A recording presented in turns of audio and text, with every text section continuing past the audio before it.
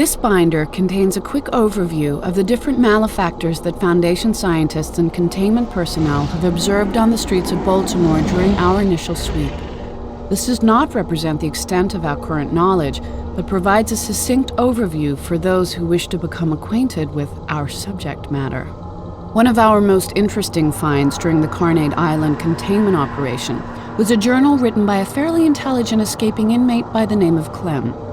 He had composed and illustrated a bestiary of all the malefactors he had seen, and had named them in an amusing style.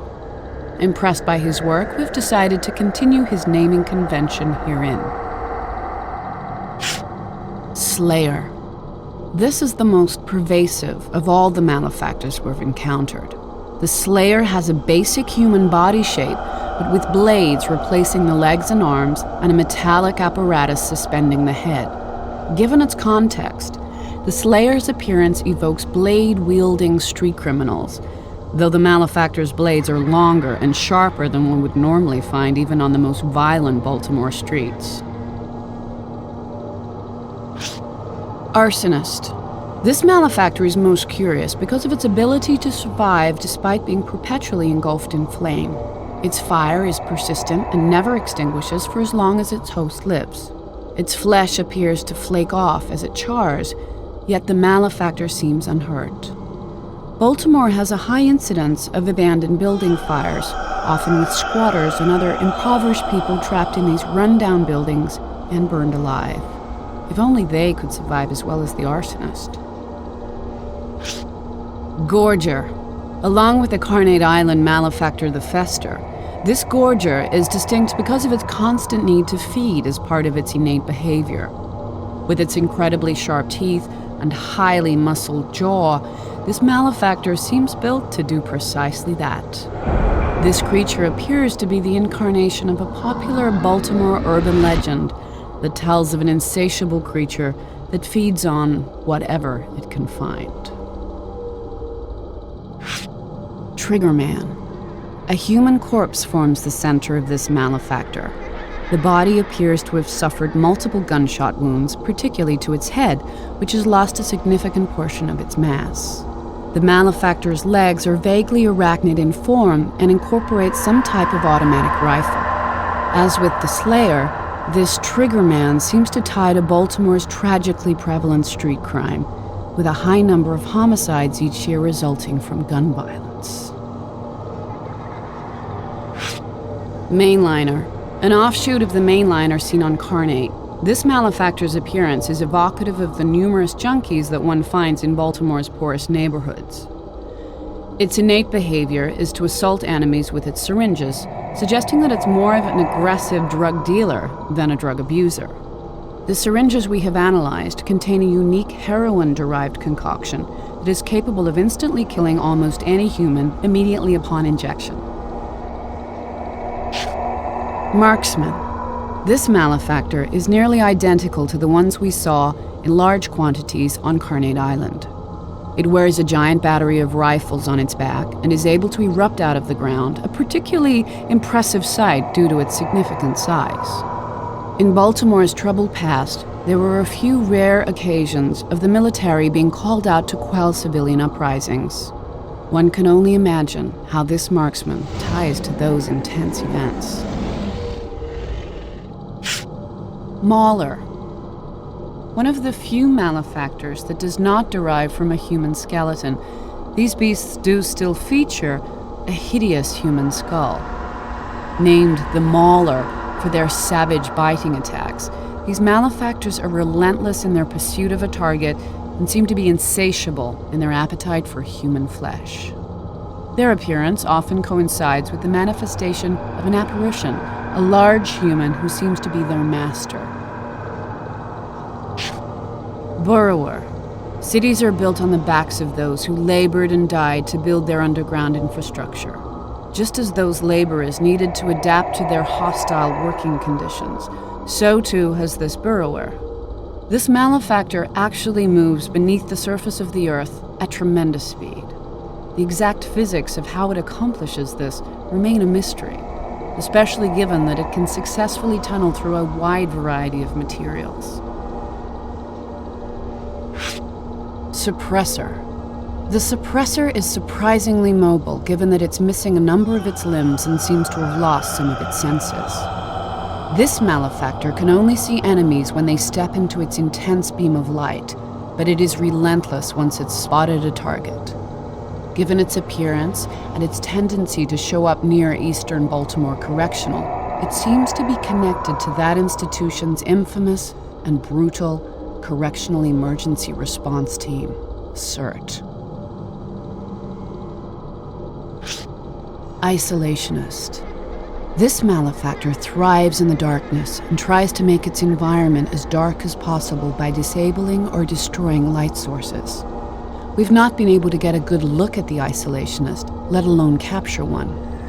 It appears to have a unique relationship with a cockroach-like malefactor, the Wretch, which it spawns in large numbers. One cannot help but think of inmates locked away in solitary when one glimpses the isolationist. The Horde. By far, this is the largest malefactor that we have witnessed. It is unclear to us if the Horde is unique or if we have simply never seen more than one at a time. It seems like a distant, much larger cousin to the Borrower, but obviously more deadly and destructive. This gigantic malefactor appears to have countless small animal heads sprouting from its body, evoking a mob or horde come to visit their uncontrollable anger upon the unwary. Blackmore. Blackmore is one of the multiple fictional personalities of our prime target, Torka. Blackmore is highly intelligent, fiercely determined, and brilliantly charismatic, but is only dominant a small percentage of the time. Nevertheless, he's managed to build a substantial criminal empire and has been using his ill-gotten gains to fund the Foundation. He's included here because of his unique connection to the malefactors.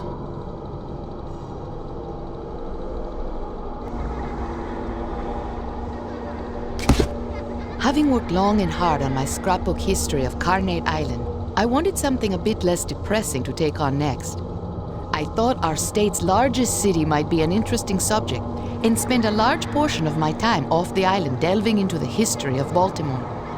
I cherished my time away from Carnate, but I soon found that Charm City had its own share of dark events from the past. And now I wonder, is it me?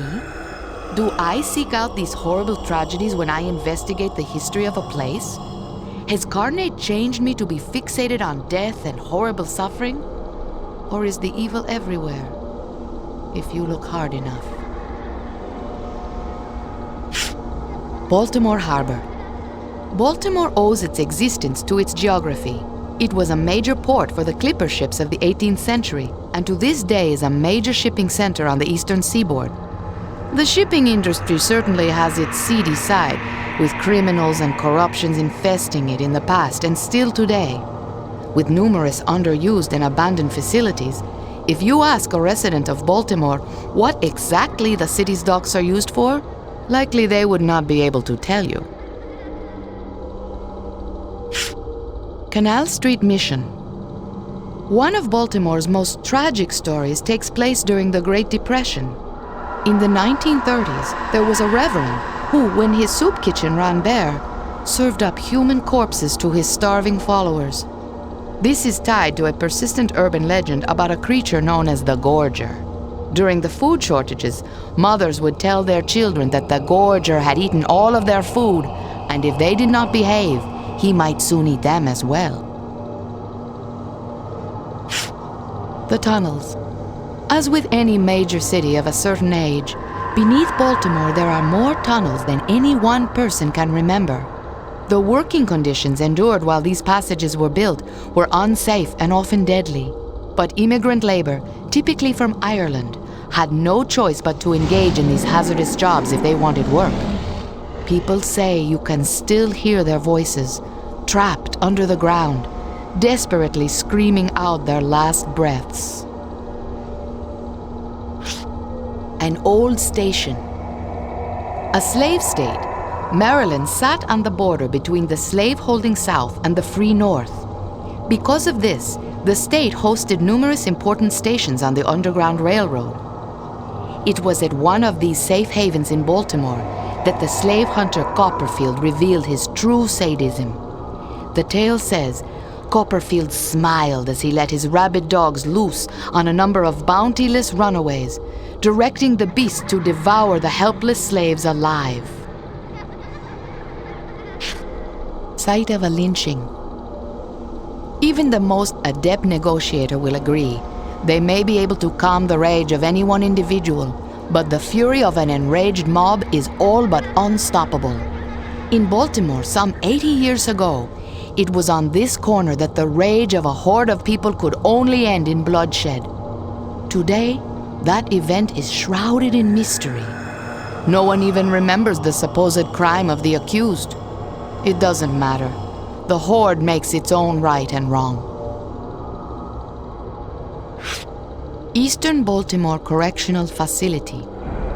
Though Ebbot is a higher security prison containing a harder breed of inmate, Eastern Baltimore Correctional Facility has a legacy that makes it just as notorious. Located deep in the harshest section of East Baltimore, for 50 years the facility was run by a series of cruel wardens who directed a hateful staff. Recently, the brutal criminal Blackmore was said to have done a stint there. Finally, an inmate whose evil surpassed that of his jailers. Eastern Correctional Lunchroom. The secret of every corrections officer is that he is totally powerless against the superior numbers of the inmates. On one fateful day in the 1970s, the inmates at Eastern overthrew their captors, even managing to kill the warden. They say his blood still stains the floor of the lunchroom. A brutal show of force followed, the CERT unit opening fire on the inmates. Many died, but the inmates had already reminded everyone who truly has the power. Eastern Correctional Solitary Confinement Unit. It is hard to punish those who are already incarcerated. Prisons have focused on removing what few freedoms and privileges inmates retain: light, fresh air, mobility, human contact. Solitary takes away all those things. In Eastern, the COs took it to the extreme, so far that 7 inmates killed themselves rather than live another day in the dark misery of the solitary cells. The story goes that Warden Elroy smiled when he heard the news. Eastern Correctional Machine Shop. The goal of Eastern's most notorious warden, Raymond Elroy, was to keep his inmates as miserable as possible, something accomplished largely through the hard labor forced on them in the machine shop. There was little regard for their safety, with disastrous results. For instance, one day, the valves on the smelters melted off and completely incinerated a number of inmates. The stench of burnt human flesh has never left that room. The Legend of the Creeper. The police have no record of a man named Luther Stickwell, but the people of Baltimore remember him as the Creeper. The legends say he was a pimp whose hatred of women knew no limit, and he ended up killing not only the women in his employ, but also any others who suited his fancy, his eventual body count ranging from 50 to over 200. Few things make me as ill as when I hear he still skulks through the alleyways of Baltimore. Carnate Island. The people of Baltimore and Greater Maryland almost never speak of Carnate Island, as if they wish it did not actually exist. Yet there it looms off the coast, its own dark history surpassing even Baltimore in sheer numbers of atrocities. Today, those of us who live there work in the bleak Ebbot State Penitentiary, or are married to those who do. I can assure you, we never forget that it is an intensely deep shade of blood that stains the island's soil. Blackmore's Drowning Pool. It seems the entire city of Baltimore shakes at the mention of the name Blackmore. The notorious drug lord has taken over most of East Baltimore's drug trade, viciously disposing of his enemies in his infamous underground drowning pool. Perhaps the fact that hardly anyone has ever met him is part of his secret. He lives almost as a legend, only visible out of the corner of an eye, looming over the city like a specter of pure evil. Jordan and the Foundation. One day on Carnate, I heard a helicopter land. I went to investigate and saw an imposing woman emerge from the craft. Researching the helicopter's insignia, I learned of a shadow organization known only as the Foundation. Dedicated to some sort of paranormal research, I learned of the group's leader Jordan and her fierce determination. From that one time I saw her, I knew she would stop at nothing to get what she wanted.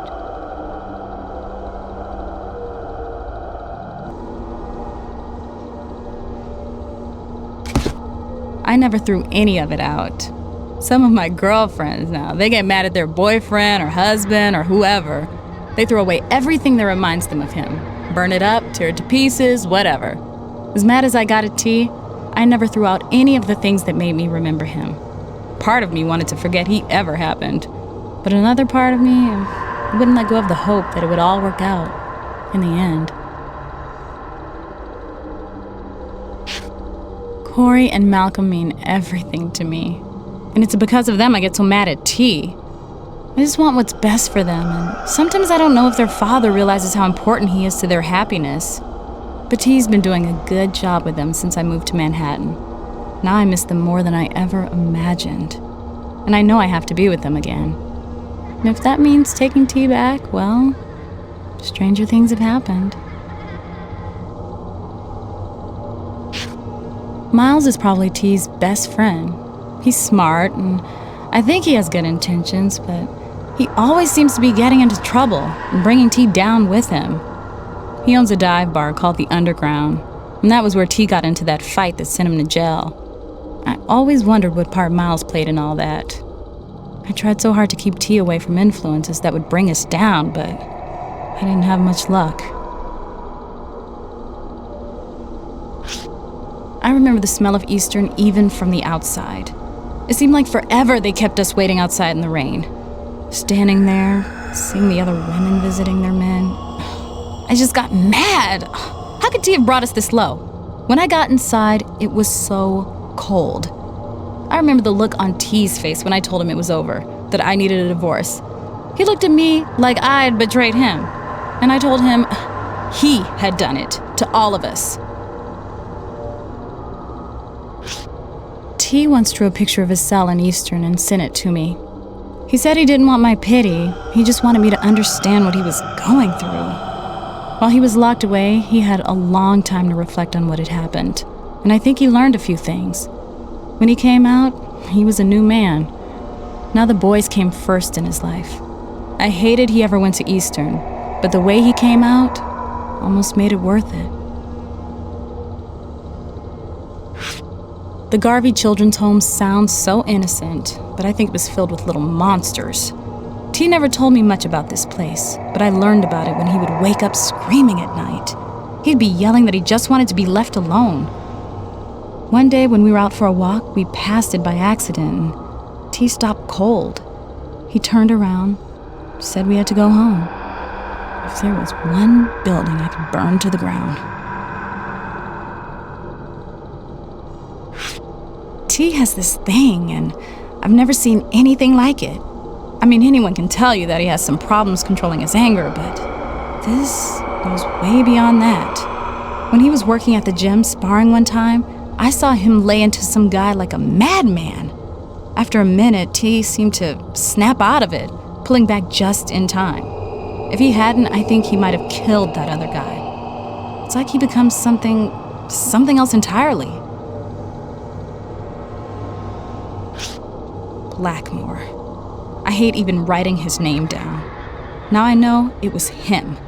Whether T was guilty of what happened at Miles's bar, I'm not sure, but I know it wouldn't have happened without Blackmore. And the things Blackmore said to me about the boys? It's one thing being king drug dealer, or whatever he is, but Blackmore takes evil to another level. He's almost too evil to be real, and I've never even seen him in the flesh. The gazebo is where T and I met, and I know it's silly, but just looking at a photo of it makes me wonder, what if that gazebo had been somewhere else? Somewhere far from Baltimore, far from the junkies, far from Blackmore. What if it had been in some small town somewhere out in the country 1,000,000 years ago? We would have stepped out of that gazebo into a world that would have let us have our life, had our dream, had our happiness. I still wonder.